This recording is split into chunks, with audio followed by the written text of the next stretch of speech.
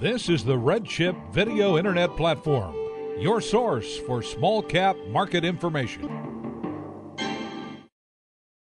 Thank you, Jim. Thank you very much for the opportunity to present a little bit about Mesa Laboratories. I'm here today with our CFO, Steve Peterson, and I'd like to spend a little bit of time going through what Mesa is all about. So first slide is our safe harbor statement, and I don't plan on making any forward-looking statements, but if I do, just keep in mind that these events may or may not come to fruition. So there's our safe harbor statement.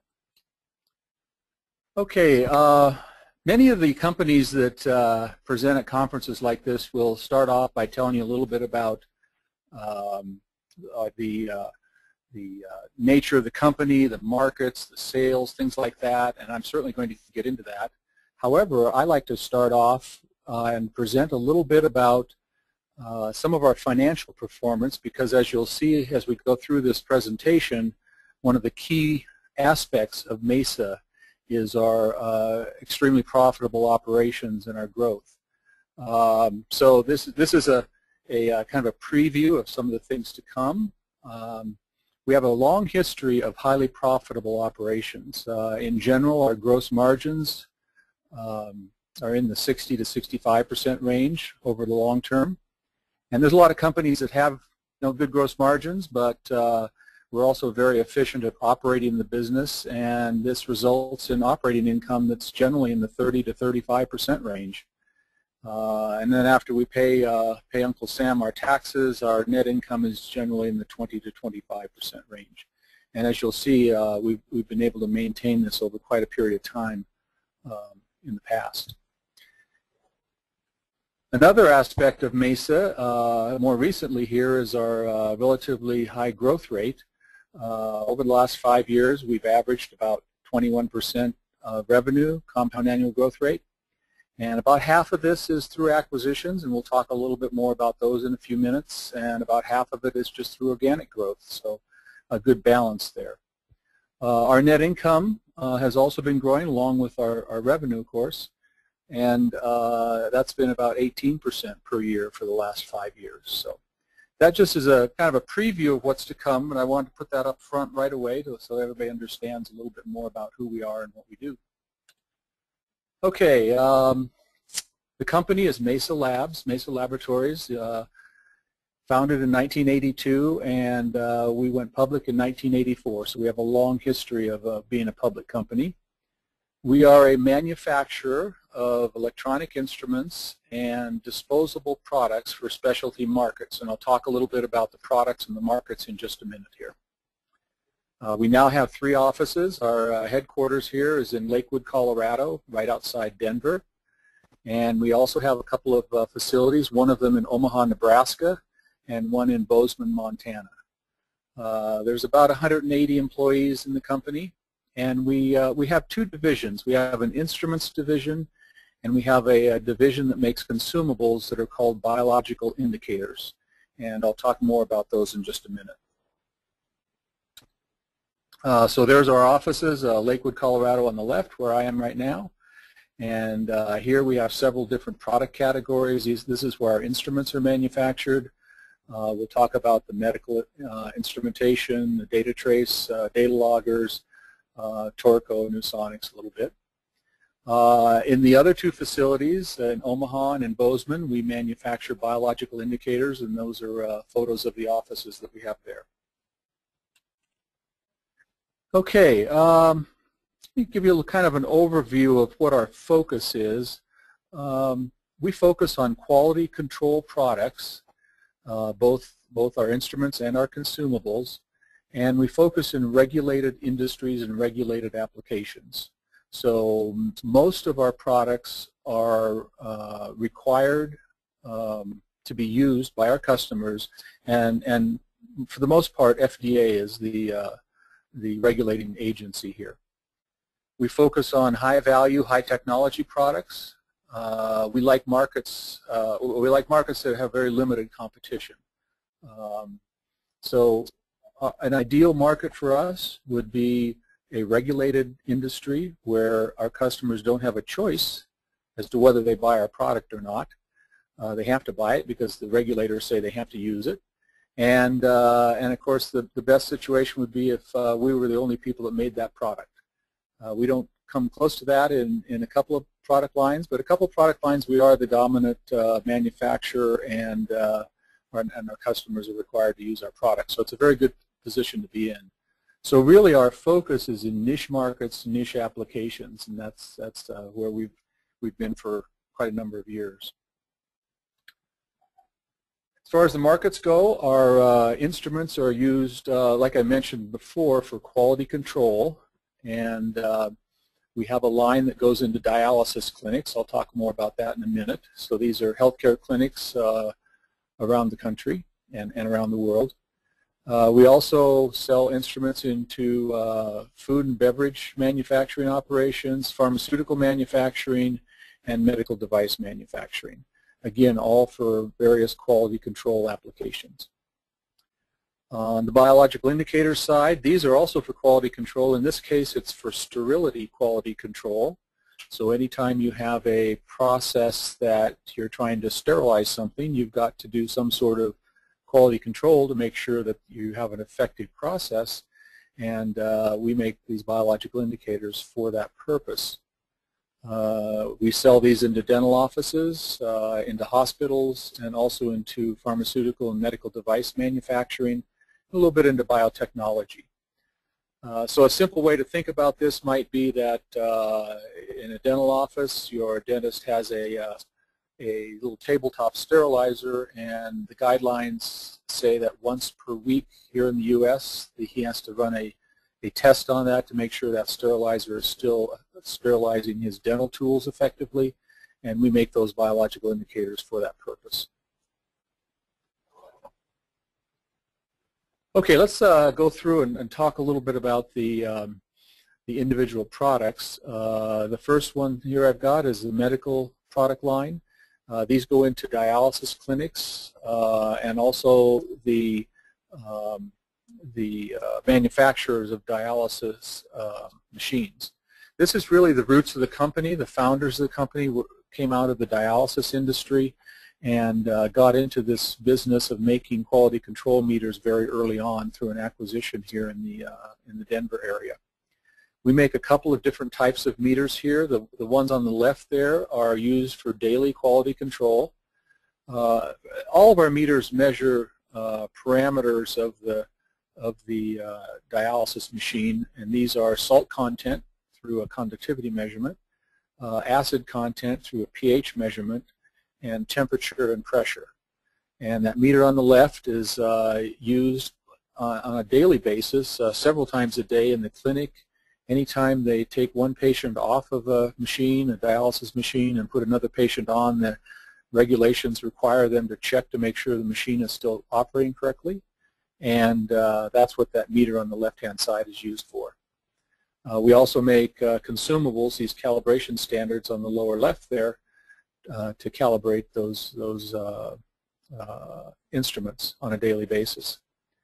The instruments on the right do something very similar. They measure conductivity and temperature, pressure, and pH. And they're used more for service situations where if a technician needs to come in and service a dialysis machine, they'll use one of those meters on the right for that. And this is really the gold standard in the industry. So our meters are the gold standard, and they would adjust the machine to whatever our meter reads. This product line has about 30% service revenue. All of the meters have to come back through our calibration lab on an annual basis to make sure that they are still operating correctly and that they're in calibration. So there's a good recurring revenue stream with this product line too. And this is an important part of our instrumentation business. This is actually our largest product line in instruments. Another important instrumentation line is our DataTrace data loggers. You can think of these as high-tech thermometers. So the data loggers are used to measure temperature and we also have a version that measures relative humidity and pressure, and they're used for all sorts of process validation, process quality control applications. The original data loggers like this were actually invented by the DataTrace product group when it was owned by the Ball Corporation, and they were originally designed to do quality control on canned food. They were used to measure the temperature in the center of a can of food during the canning process. There's a lot of other applications, and now our most important customers are in the pharmaceutical and medical device manufacturing area. But basically you take these products, you put them in a process, and it measures the temperature, records it in internal memory, and then you can download the data to a PC and do data analysis and reporting and things like that. This is a important business for most pharmaceutical and manufacturers,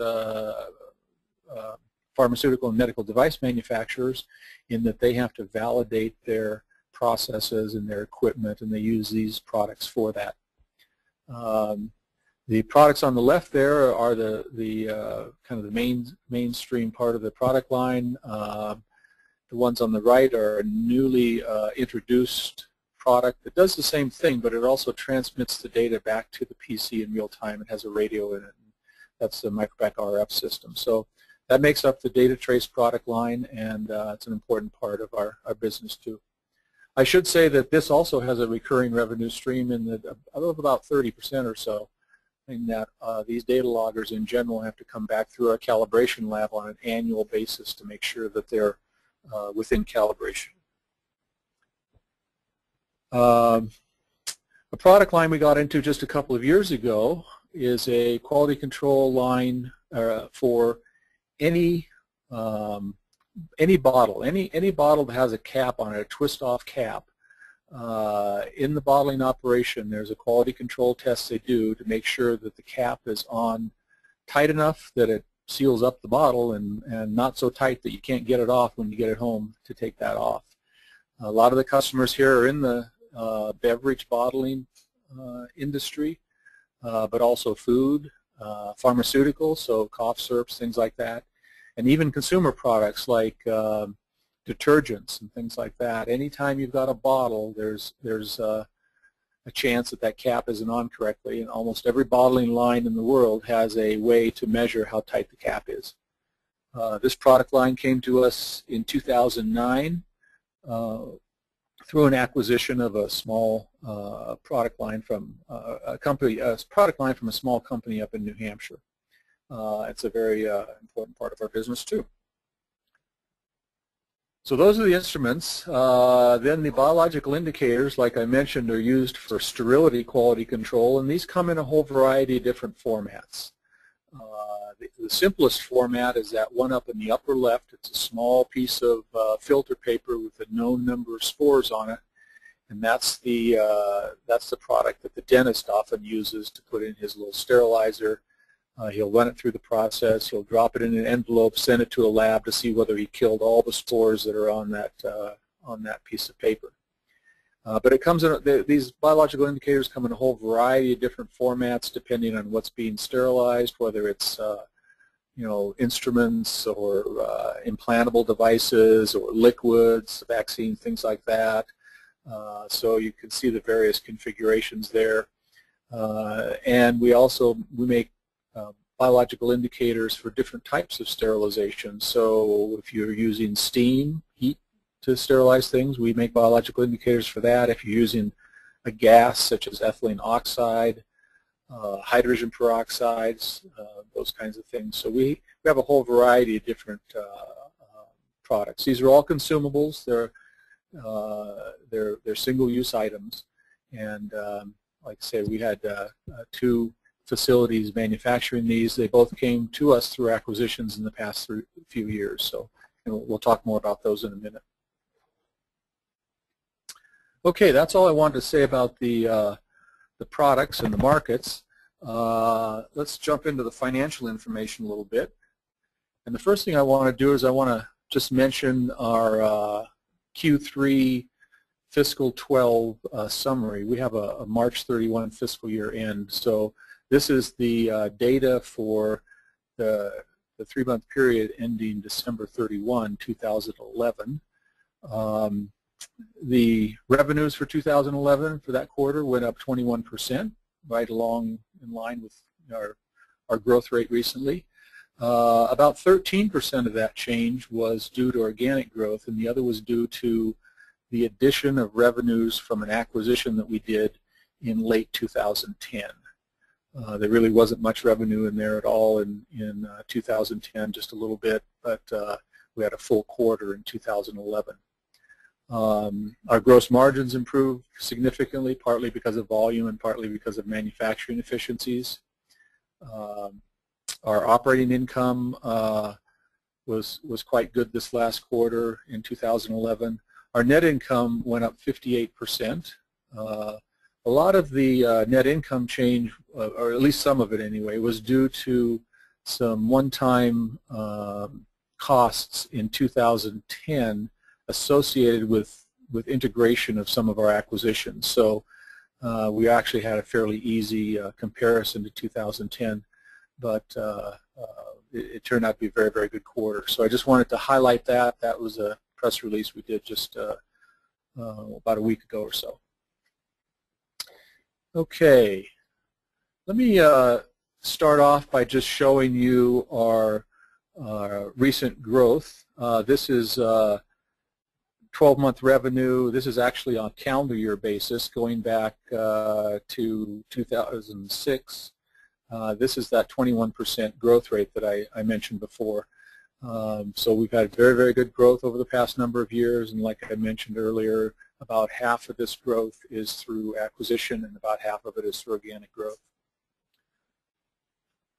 Along with the revenue growth, of course, as long as we're doing our job correctly, we're going to get net income growth also, and this is a history of our net income growth. You can see the effect of the recession a little bit in 2009 there. We kind of flattened out and actually dropped a tiny bit in our net income.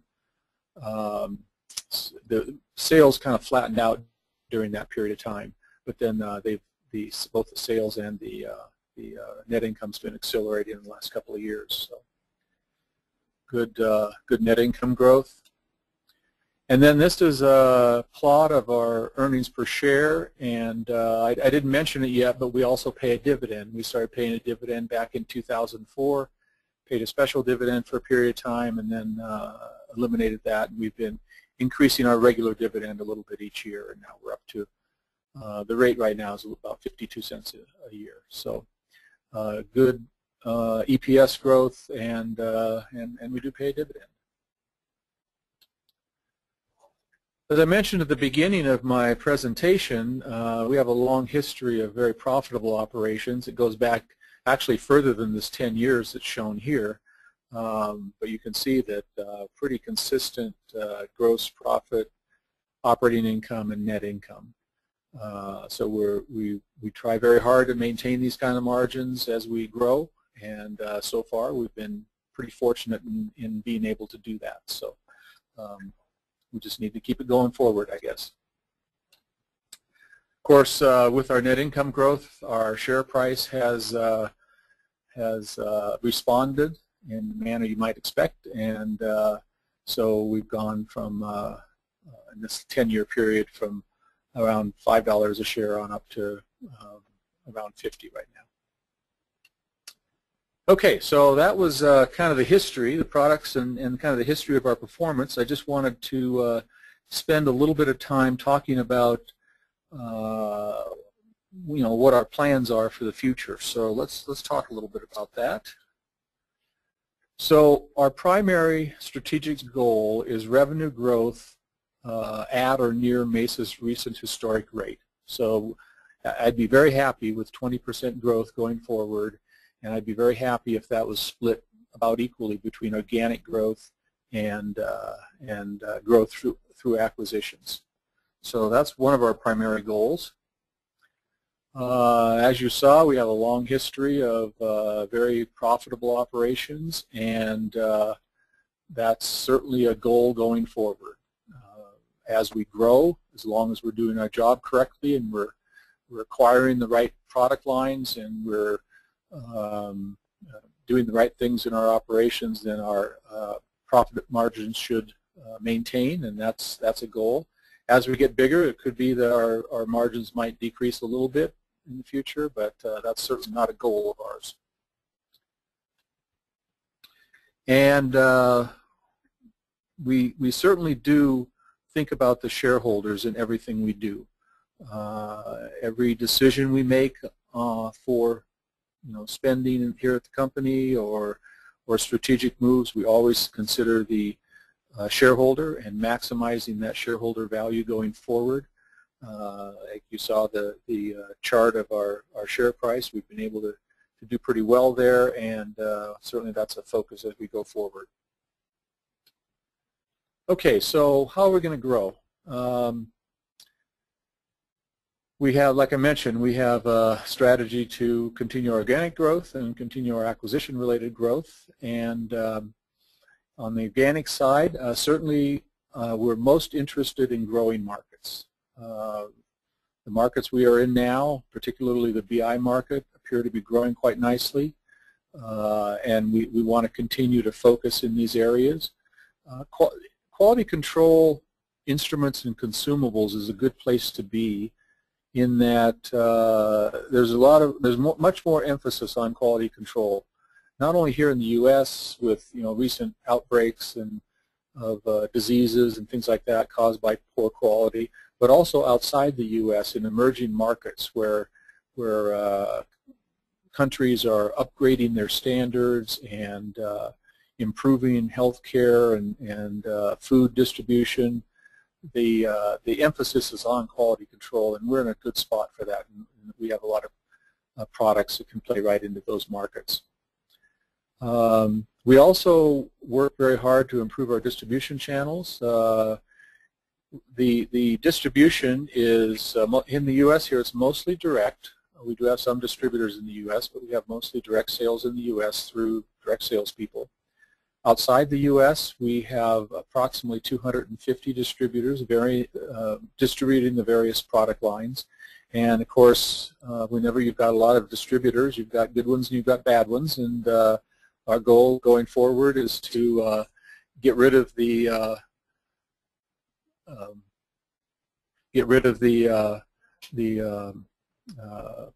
poorly performing distributors and get better ones. And we have been shifting quite a bit of focus over to e-marketing programs, and we'll continue to do that. It's a very efficient way to distribute products. More recently, also, we've been increasing our funding of R&D, and this is all driven toward getting more new products out on the marketplace to fuel organic growth and do it in a more timely fashion. So you'll see that going forward too. We will continue to increase our R&D funding in all the various product lines because that's going to be an important part of fueling organic growth. Acquisitions, like I mentioned, about half of our growth is through acquisitions, and we will continue to pursue strategic acquisitions. We have very good cash flow from the company, and that's been used throughout the history of the company to fuel growth through acquisition. And about half of our growth, like I mentioned, was due to acquisitions. So our focus here is to really look for companies or product lines that are in niche markets, in regulated industries, like I mentioned before, and in growing markets. I mean, that's really where it all starts. We look at the market we want to be in, whether it's growing or not, and whether it's a regulated industry. We really like the niche markets where there may not be a lot of competitors. We look for products that are high technology, high value, high margin products. Don't really want to get into lower margin products, very competitive situations or more commodity markets. That's not really who we are, and we're not interested in those areas. Of course, the best situation is you've got no competitors, but even if there are a few competitors, that's okay.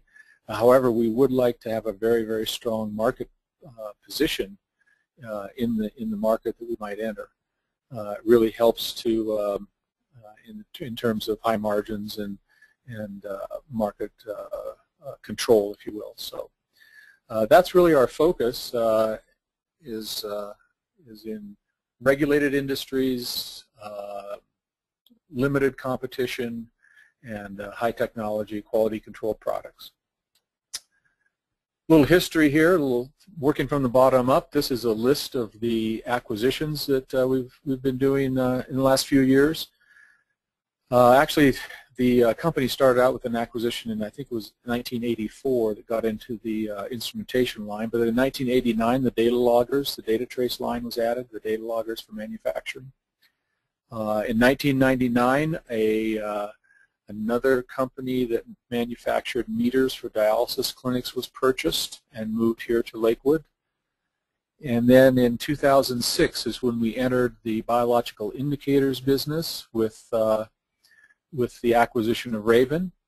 And I should mention there that, you know, if you first look at that, it may not seem like a real good fit for an instrument manufacturer to be picking up biological indicators.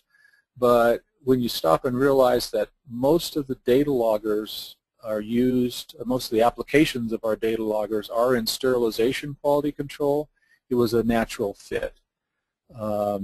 The data loggers that we have in the DataTrace product line, many of them are used for doing quality control in pharmaceutical manufacturing or medical device manufacturing for sterilization, and biological indicators are in that same market space. So it was a very good fit. In 2009, we picked up the bottle cap torque testing instrumentation line. And then in 2010, we added 2 more biological indicator product lines, one from a company up in Bozeman, Montana, that SGM Biotech. And then in late 2010, we picked up another somewhat small line, but kind of a specialty biological indicator for hydrogen peroxide use. These are used in biotech companies and pharmaceutical manufacturers in making sure that they're sterilizing their equipment, particularly glove boxes and things like that. They use hydrogen peroxide for that, and so it's kind of a specialty BI for that situation. So you can see here we've grown through acquisition, and certainly our strategy is to continue that. Okay, so as far as our summary goes, you've seen that Mesa is a very highly profitable company, and we certainly want to maintain that. We've had very consistent revenue and income growth through the last number of years. I'd characterize us as a fairly conservative company as far as our management philosophy goes. We're focused on the shareholder. We're focused on increasing shareholder value through growing the business. And if you wanted to sum it up all in one line, I guess we're a dividend-paying growth company is the way that I would characterize that. And with that, I'd like to thank you very much, and I'm certain that we have some time for some questions. John, thank you for the presentation. We will jump into Q&A now. And you may have touched on this in your presentation. If so, I apologize, but does MLAB sell their products primarily in the United States, or do you expand into international markets as well? Approximately 35%. Yeah, 35 to 40% of our revenue comes from outside the U.S. through a whole series of distributors. Thank you. Also, on research and development, can you give an approximate number on how much is invested in research and development each year, and do you plan on maintaining that level or expanding it or decreasing it in the future? Well, we certainly plan on expanding the investment in R&D, and Steve's looking up the number for me here. Right now it's between 3.5% and 4% of revenue. We'd like that to be a little bit higher. We certainly will be investing it in the years ahead.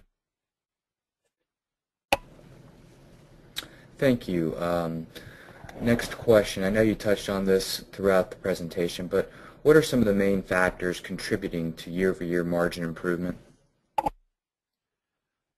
The recent margin improvement, some of the factors are that we completed 3 acquisitions in a very short period of time, within 12 months, and we had to move some manufacturing operations. We had some extra expenses with that, and also some extra expenses just doing the acquisitions.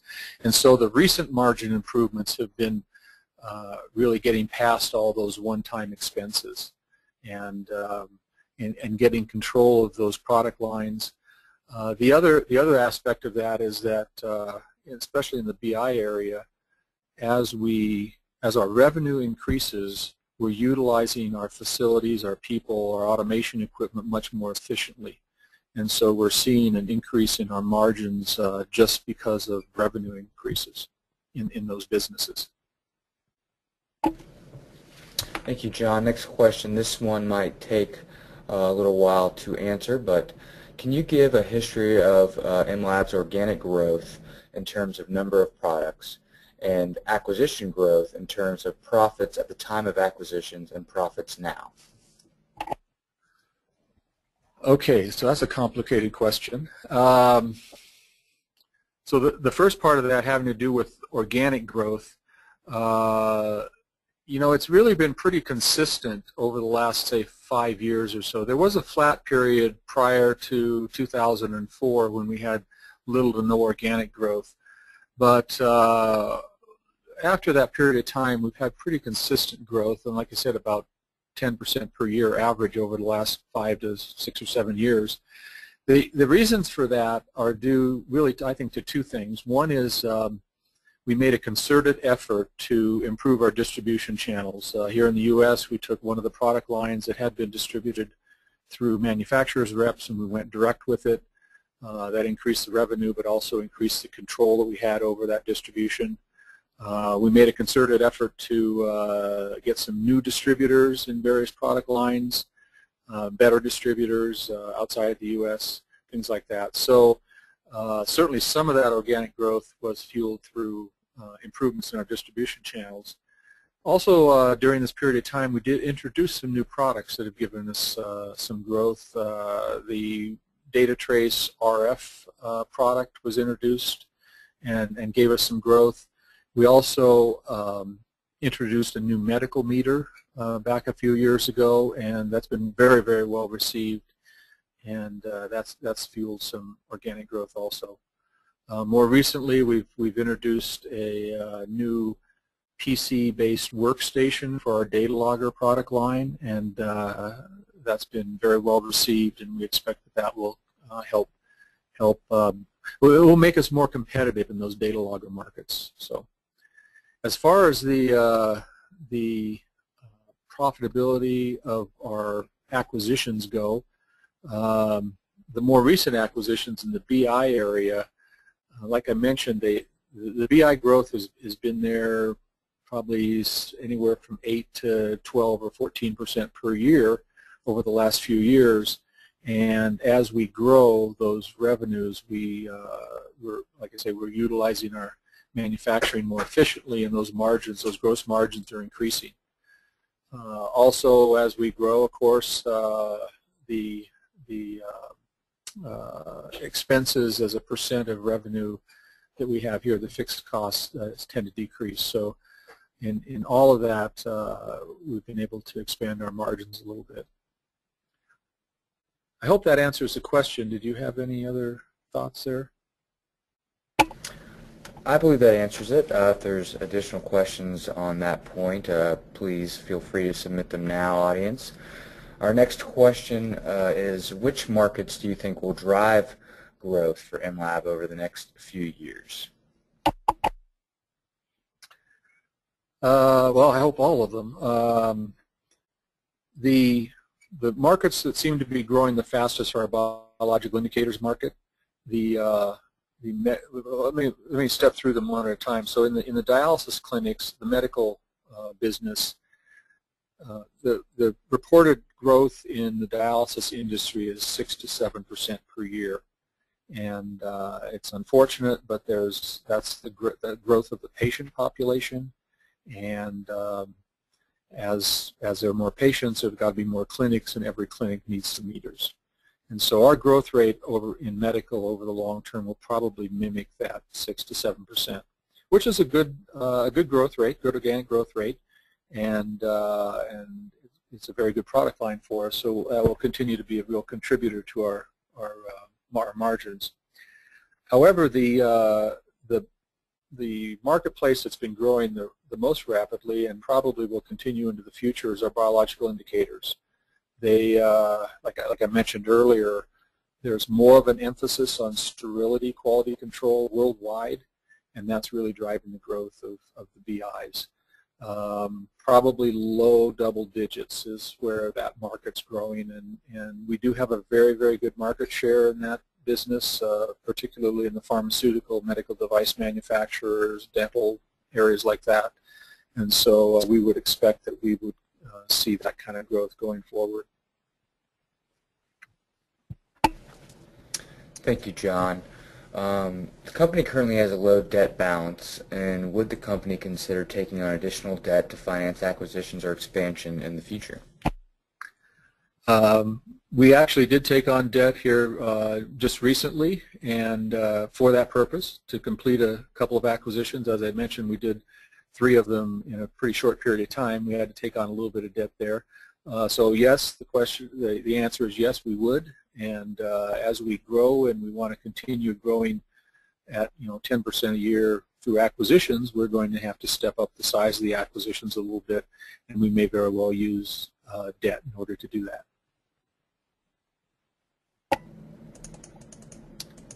Thank you, John. Would Mesa Labs consider entering into a less regulated market segment if the market segment opportunity was large enough?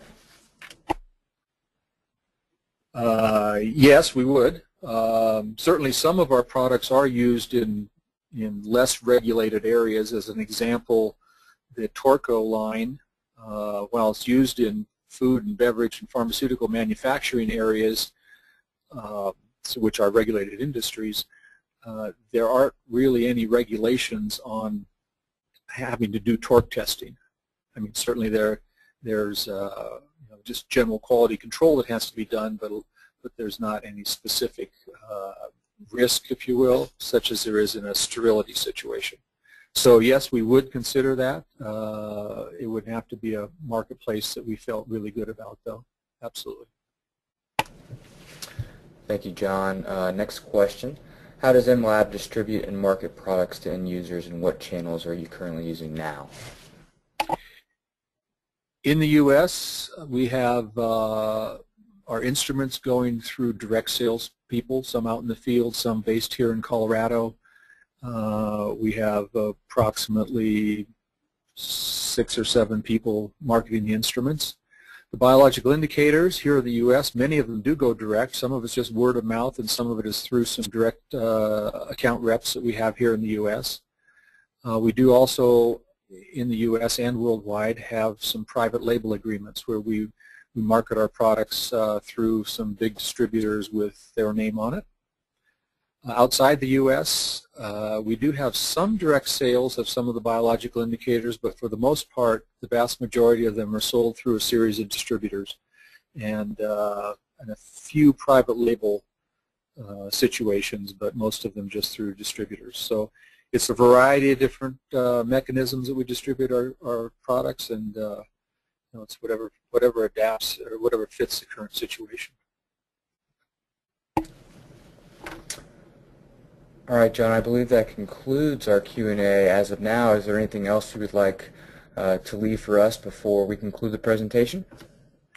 No, I think that's it. I'd just like to thank you and the audience for the time today, and invite you to watch us as we continue to grow and go forward.